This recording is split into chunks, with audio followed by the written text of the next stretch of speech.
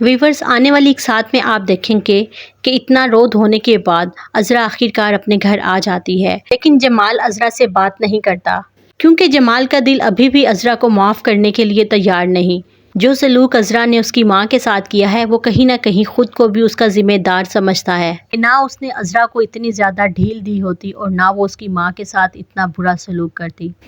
خیر، عذرا اپنی بیٹی کے پاس جاتی ہے اور کہتی ہے کہ تم اپنے باپ کو سمجھاؤ کہ وہ مجھ سے ناراضگی ختم کر دیں۔ عذرا کی بیٹی کہتی ہے کہ امی، آپ نے بھی تو بہت غلط کیا نا، آپ کو دادی کے ساتھ اس طرح نہیں کرنا چاہیے تھا۔ پورے محلے نے دیکھا جس طرح سے آپ نے گھسیٹ کر دادی کو باہر گھر سے پھینکا، اور ابو یہی کہتے ہیں کہ ہماری محلے میں کیا عزت رہ گئی۔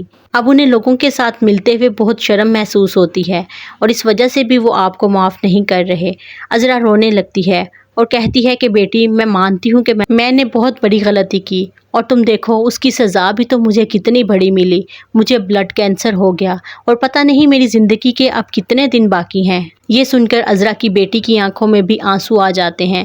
وہ آخر بیٹی ہے، ماں کا ہاتھ پکڑتی ہے اور کہتی ہے کہ امی، آپ گھبرائیں نہیں، میں ابو سے بات کروں گی، ہو سکتا ہے کہ وہ آپ کو معاف کر ہی دیں۔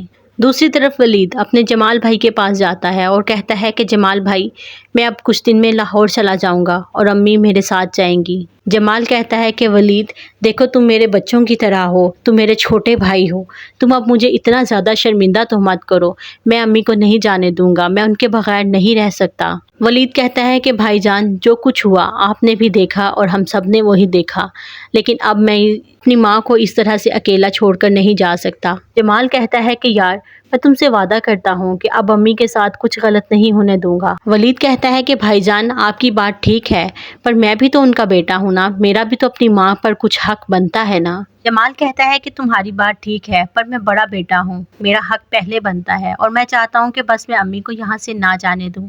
ویورز، ولید نے بہت اچھا رول ادا کیا۔ اگر ولید اس طرح سے نہ کرتا تو ان بڑے بیٹوں کو بھی ذرا شرم محسوس نہیں ہونی تھی۔ انہیں یہ محسوس ہی نہیں ہونا تھا کہ انہوں نے ماں کو گھر سے نکال کر کچھ غلط بھی کیا۔ ولید نے آ کر سب کو ان کی غلطی کا احساس دلایا اور اپنی بھابھیوں کو بھی ان کی غلطی کا احساس دلایا۔ اللہ تعالیٰ ولید جیسا بیٹا ہر ماں کو ضرور دے تاکہ وہ دربدر ہونے سے بچ جائے۔ دوسری طرف اسما گھر کے کاموں میں مصروف ہوتی ہے تو اچانک نصیر اس کے سامنے آ کر کھڑا ہو جاتا ہے اور کہتا ہے کہ اسما، چلو میرے ساتھ، میں تمہیں لینے آیا ہوں۔